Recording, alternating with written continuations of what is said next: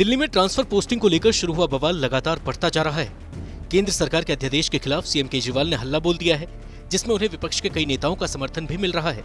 बिहार के मुख्यमंत्री नीतीश कुमार ने दिल्ली के सीएम अरविंद केजरीवाल से मुलाकात की और सुप्रीम कोर्ट के आदेश के बाद केंद्र की तरफ से लाए गए अध्यादेश को लेकर केजरीवाल के समर्थन में खड़े होने का भरोसा दिया। इस मुलाकात को 2024 की जंग से पहले विपक्षी एकता के तौर पर भी देखा जा रहा है। दरअसल बिहार के मुख्यमंत्री नीतीश कुमार अगले साल होने वाले लोकसभा चुनाव को लेकर मोदी सरकार और बीजेपी के खिलाफ विपक्ष को एकजुट करने की तैयारी में लगे हुए हैं। इसी कड़ी में आज वो दिल्ली के मुख्यमंत्री अरविंद केजरीवाल से मिलने उनके घर पहुंचे।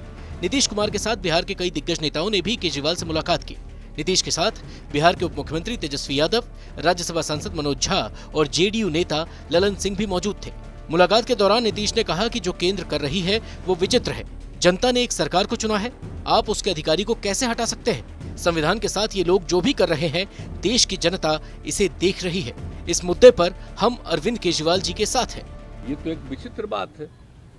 अब आप जरा संविधान को देख लीजिए, क्या अधिकार है। जब गवर्नमेंट बनाई जाती है, इलेक्टेड सरकार बनती है, तो उनको जो अधिकार दिया गया है उसको कैसे आप हटा सकते हैं?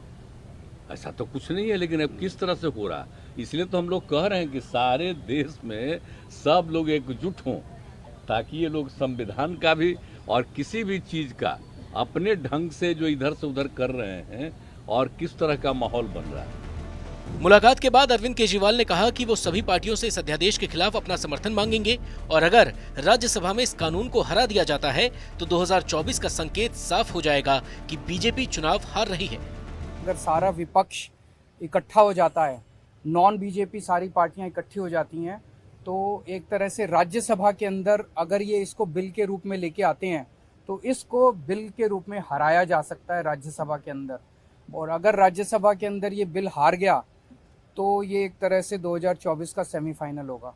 फिर एक मैसेज चला जाएगा पूरे देश के अंदर। ये बिल अगर हार जाता है तो मैसेज पूरे देश में जाएगा कि 2024 के अंदर बीजेपी की सरकार जा रही है। वहीं तेजस्वी यादव ने कहा कि जिन राज्यों में गैर बीजेपी सरकार है वहां उन्हें परेशान किया जा रहा है।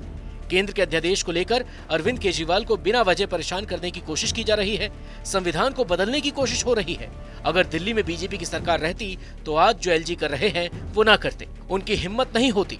तेजस्वी ने दावा किया कि दिल्ली में बीजेपी की अब वापसी नहीं होने वाली। सारी बातें माननीय मुख्यमंत्री जी ने स्पष्ट रूप से कह ही दिया है। आज की मुलाकात खास तौर पे इसलिए है कि जो लोकतंत्र है, लोकतंत्र में चुनी हुई सरकार को जो अधिकार मिले हैं और जिस प्रकार से जो नॉन बीजेपी स्टेट में जिनकी भी गवर्नमेंट है, बीजेपी लगातार उनको तंग कर रही है, परेशान कर रही है। तो जो परेशानी अरविंद केजरीवाल जी झेल रहे हैं, हम यहाँ पूरी तरीके से इनको समर्थन देने आए हैं कि इनके साथ अन्याय कर रही है केंद्र की सरकार। और जब सुप्रीम कोर्ट का जब जजमेंट आ गया तो सारी चीज़ें स्पष्ट हो गई, तो कुछ कहने वाली कोई बात ही नहीं है। लेकिन जिस प्रकार से इनको तंग किया जा रहा है या और दूसरे राज्यों में जिस प्रकार से केंद्र भेदभाव कर रही है उन राज्यों के साथ, तो ये कहीं से भी न्यायपूर्ण नहीं है। लोकतंत्र पर ये साफ दिखाता कि खतरा है।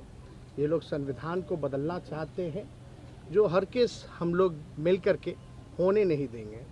और मान लीजिए अगर दिल्ली में बीजेपी की सरकार रहती तो क्या एलजी की हिम्मत होती इस प्रकार का काम करने की? तो एक बात से पूरी तरीके से हम लोग विश्वास के साथ कह सकते हैं, जितना भी अरविंद केजरीवाल जी को सताएंगे, तंग करेंगे, ये उतने ही मजबूत होंगे। और मैं पूर्ण विश्वास के साथ कह सकता हूँ कि बीजेपी कभी भी दिल्ली में वापसी नहीं करेगी। तो हम लोग सब लोग इनके समर्थन में हैं और सब लोग मिल करके हम लोग जो है देश हित के लिए काम करेंगे। नीतीश कुमार के बाद 23 मई से केजरीवाल भी विपक्षी दलों के नेताओं से मुलाकात का सिलसिला शुरू करने वाले हैं, जिसकी शुरुआत पश्चिम बंगाल से होगी। केजरीवाल सबसे पहले 23 मई को कोलकाता में पश्चिम बंगाल के मुख्यमंत्री और तृणमूल कांग्रेस प्रमुख ममता बनर्जी से मुलाकात करेंगे और राज्यसभा में केंद्र सरकार द्वारा लाए गए अध्यादेश के खिलाफ समर्थन मांगेंगे। परसों 3 बजे ममता जी के साथ मेरी कलकत्ता में मीटिंग है और उसके बाद एक एक करके मैं हर पार्टी अध्यक्ष से पूरे देश के अंदर मैं मिलने के लिए जाऊंगा मैंने आज माननीय नीतीश कुमार जी से भी निवेदन किया कि वो भी सभी पार्टियों से बात करें और मैं भी एक एक राज्य में जाके एक नेता से मिलके राज्यसभा में जब ये बिल आए, इस बिल को हराने के लिए मैं सबसे फॉर्मली समर्थन मांगता हूँ। बिहार के सीएम नीतीश कुमार का मानना है कि सभी दल एकजुट होकर लोकसभा का चुनाव लड़े तो बीजेपी का सफाया हो जाएगा, क्योंकि इस बार देश की जनता बीजेपी से खफा है।